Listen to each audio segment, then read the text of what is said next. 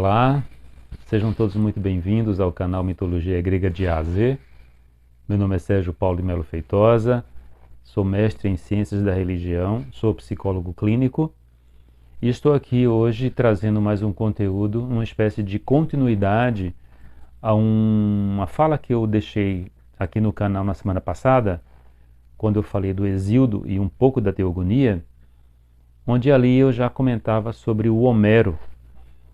E hoje o nosso conteúdo está relacionado exatamente a essa figura tão emblemática, tão importante, tão reverenciada, eu diria que não apenas no estudo da mitologia, mas também na literatura, que é o Homero, o escritor tradicional da Ilíada e da Odisseia. Os dois mais importantes livros da mitologia, eu considero particularmente, ainda que o Hesíodo tenha a sua importância dentro do estudo, dentro da própria questão mitológica, com a sua teogonia, mas o Homero ele tem uma espécie de, ele está num outro, não sei se num outro nível, numa outra escala. O Homero é absolutamente diferenciado e, na verdade, a própria Ilíada e a Odisseia, dentro do estudo da mitologia grega, tem uma importância que a teogonia não chega junto, né? E também o próprio texto tradicionalmente atribuídos a Homero, a Ilíada e a Odisseia, são absolutamente maravilhosos e preciosos, né?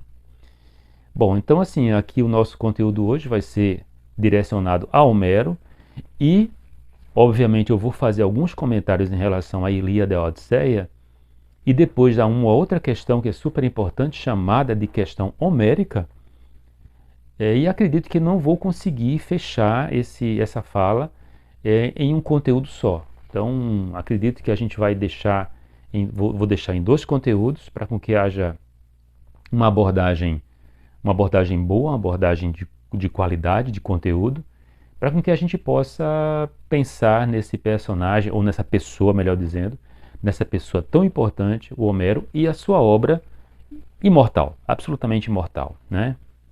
Bom, mas antes da gente continuar, vou pedir que se inscrevam no canal, que ativem as notificações, deem o like. Se você souber de alguma pessoa que seja interessada no tema da mitologia grega, apresente o canal, convide para com que esteja acompanhando os nossos conteúdos. Eu estou aqui publicando semanalmente textos sobre a mitologia grega, comentários sobre a mitologia. Eu criei duas reações diferentes, uma sobre contos mitológicos. No momento eu estou contando as histórias das metamorfoses do Ovídio, e um outro capítulo que é direcionado à mitologia grega em verbetes. Então são duas reações diferentes dessas que eu estou fazendo e de considerações a respeito de algum tema ligado à mitologia grega. E ainda um quarto, que são exatamente pessoas que eu vou convidar, estou convidando, e estão se preparando para com que oportunamente possam estar aqui no canal Mitologia Grega, de A a Z, dando a sua contribuição. Bom, então, voltando agora para Homero, então assim, Homero ele paira dentro de uma incerteza que é característico de pessoas situadas historicamente muito lá atrás. Tem um grupo de pesquisadores que acabam nem atribuindo a Homero uma existência real. Muitos acreditam que Homero é como se fosse uma espécie de personagem que é um somatório, uma amálgama de um monte de poetas profetas, como eram os Aedos, né? Que são figuras bem específicas da cultura grega tradicional, a cultura clássica, e que esses indivíduos eles percorriam os lugares, os lugarejos, as vilas, as cidades, contando histórias dos deuses, dos heróis, e é como se eles fossem uma espécie de representantes abalizados das divindades para que eles falassem aquilo que tinha acontecido no momento mitológico, no momento mítico. A maioria dos estudiosos atribui a Homero essa condição de ser um aedo, né? Mas na verdade, como eu disse, como ele é uma pessoa situada num momento histórico muito recuado, Então, praticamente não se sabe nada. E é preciso muita cautela e muito cuidado quando se fala exatamente de um período assim, que a gente tem pouquíssimo material, pouquíssimo conteúdo, é uma espécie de, no bom sentido, né, de uma espécie de telefone sem fio em que as informações vão atravessando os séculos. Então, muita coisa foi acrescentada, muita coisa seria acrescentada em relação a essa pessoa, do qual a gente praticamente não sabe de nada. Bom, mas assim, essa dificuldade é tamanha que nem o local certo se sabe onde ele nasceu. Durante um certo período, várias cidades se diziam o berço de Homero. Chegou-se a ter 7 cidades de que elas se auto-intitulavam a nação de Homero, o berço de Homero. A maioria dos estudiosos consegue divergir pelo menos em 2 locais, né? Um é na cidade de Esmirna, que é nessa antiguidade clássica, que foi uma cidade super importante, né?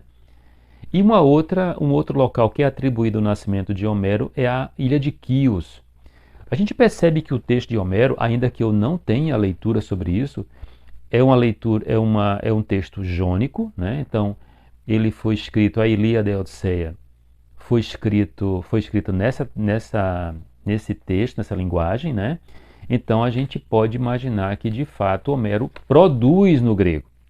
Uma outra dificuldade é que alguns estudiosos também, alguns autores, melhor dizendo, eles diziam, tem o caso de Lucano, que é um autor romano, se não estou enganado, que ele dizia que Homero não era grego, que Homero era um babilônico que foi aprisionado numa das tantas guerras que existiam na antiguidade, e ele acaba sendo absorvido pela cultura grega e passa a se associar ao nome grego, no caso Homero.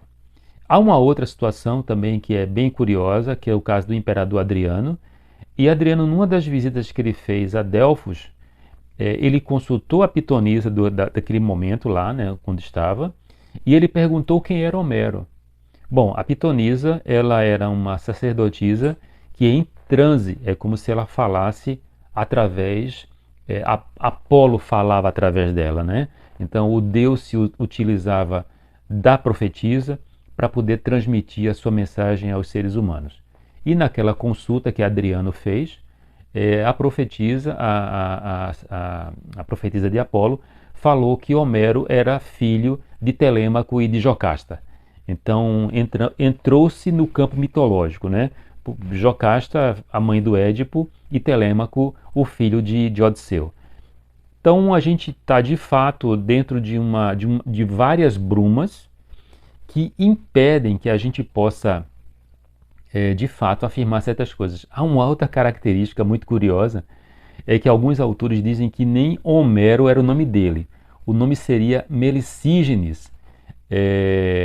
Mas enfim, para não atrapalhar e não complicar muito, vamos dizer que Homero existiu, que tem então essa base ou esses dois locais minimamente de sua origem, a cidade de Esmirna e de Quios, e que escreveu os 2 mais importantes textos conhecidos da mitologia grega. Eu tenho aqui 2 edições, na verdade eu já mostrei aqui em outros momentos, eu cheguei a mostrar aqui em outras reações. Uma é aqui a minha querida Ilíada, da Príncipes, editada pela Príncipes. Tenho aqui a edição da Odisseia, lindíssima essa aqui, na verdade os 2, vou tirar aqui para não ficar muito reflexo da luz. E a minha edição predileta, na verdade, a que eu tenho um maior carinho, é essa edição aqui em verso. Essas 2 aqui são em verso também. Essa aqui é de ouro e que traz na sua introdução um debate do Carlos Alberto Nunes, que é o tradutor desse poema aqui, sobre a questão homérica, que é aquilo que eu disse no certo começo. Bom, então, pensando um pouco agora sobre a questão da produção de Homero, a gente observa que tanto a Ilíada quanto a Odisseia Diferentemente da Teogonia de Hesíodo, que se preocupou com famílias divinas, o texto homérico ele não vai se preocupar com isso, né? O texto homérico, principalmente, eu diria que da Ilíada, ele vai se preocupar, ele vai focar a ação dos deuses diretamente em relação a alguns personagens que são os personagens heróicos. Por isso que o texto homérico ele vai ser considerado uma espécie de apresentação da aristocracia guerreira, no qual aqueles aristocratas eles serviriam de modelo, né? Então nós estamos pensando aqui num período em que as camadas sociais eram muito mais diferenciadas e distanciadas do que hoje, né? Então existia uma nobreza que era uma nobreza disseminada e que essa nobreza era diferenciada de uma forma que era única e que vai inclusive influenciar, eu diria que até a própria visão de nobreza depois no mundo moderno, que é o indivíduo aristocrata e ele tem uma relação ou ele tem uma origem que pode ser remetida, que pode se recuar até a ação dos deuses. Então, na Ilíada, nós temos um dos personagens, eu diria o personagem, obviamente, principal, que é Aquiles. Aquiles é filho de Tétis, né? Que era uma deusa super importante. Então, nós vamos encontrar, por exemplo, na relação que Homero fala dos personagens que estão envolvidos ali, ainda que ele comente do Agamenon, do Menelau, que são heróis nitidamente humanos.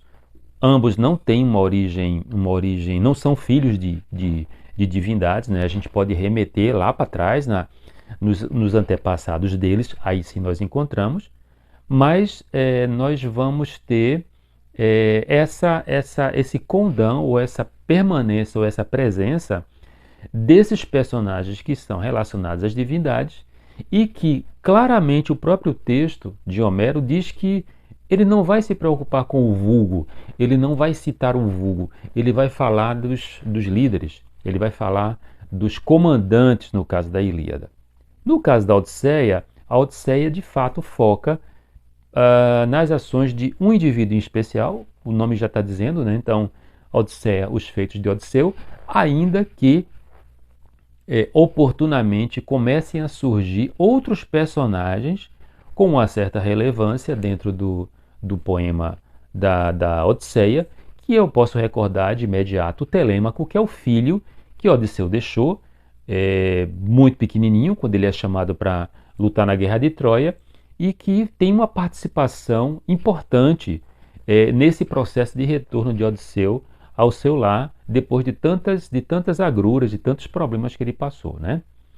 Bom, pensando agora em termos da constituição da Ilíada e da constituição da Odisseia, então aí a gente vai pensar em termos de fato da questão homérica. Então, primeiro, podemos levantar duas questões. O Homero, ele de fato, ele escreveu, se há uma dificuldade de identificar a existência real dessa pessoa, será que de fato ele escreveu esse poema Ilíada e depois escreveu a Odisseia? E se não escreveu, quem foi que escreveu, né? Então a questão homérica diz o seguinte, é dividido em dois campos.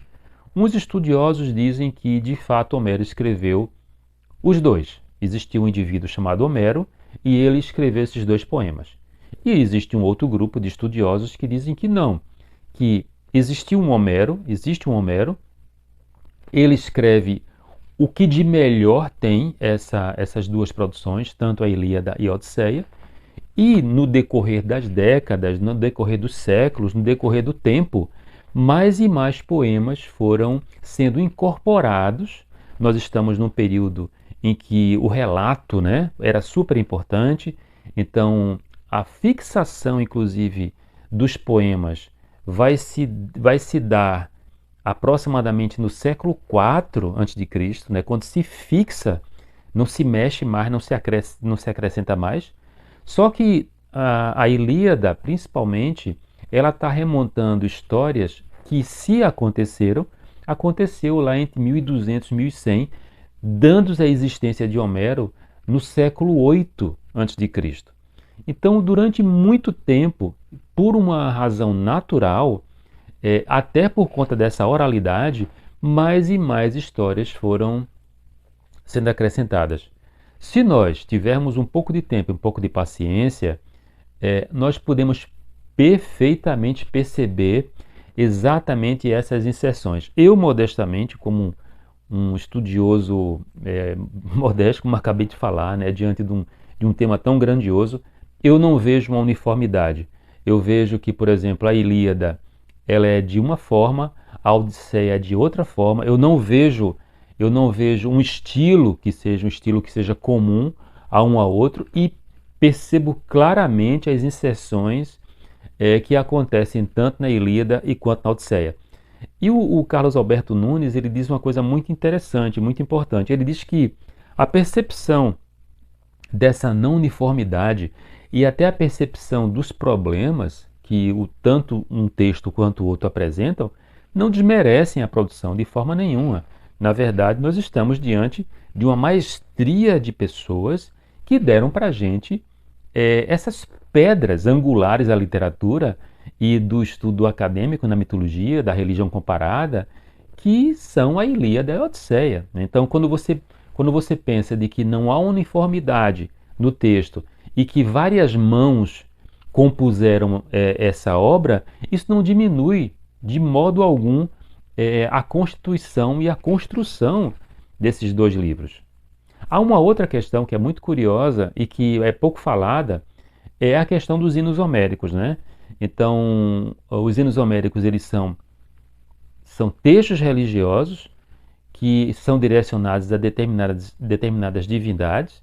Inclusive, no meu projeto de mestrado, eu trabalhei em cima do hino homérico a Apolo, só que esses hinos homéricos, esses aí são de fato atribuídos. Não se tem, Homero não mexeu neles possivelmente. Como ele se torna uma pessoa muito importante, então acaba sendo atribuído a ele um monte de coisa. E aí vão entrar os hinos homéricos. Então os hinos homéricos, apesar do nome, não foram escritos possivelmente por essa pessoa que compôs possivelmente a Ilíada e a Odisseia. Então é com muito cuidado que a gente precisa lidar com esses assuntos. Muita coisa existe escrita, né? Como eu já falei, por exemplo, a questão homérica já trouxe pesquisadores dos mais diversos quilates debatendo, se debruçando sobre ela. Não se chegou a uma conclusão. Então, como eu disse, existe uma escola que fala da uniformidade e existe uma escola que fala da multiplicidade do conteúdo da Ilíada ou da Odisseia, mas de modo algum a gente para diante disso, né? O fato é que a Ilíada e a Odisseia, elas são obras imorredoras, são obras imortais, e que nós temos, felizmente, foram preservadas, diferentemente de muita coisa importante que nós tínhamos na antiguidade, mas que infelizmente se perdeu, e que nós temos essa facilidade de nós termos hoje. Bom, eu vou trazer aqui com mais densidade a questão homérica no segundo conteúdo.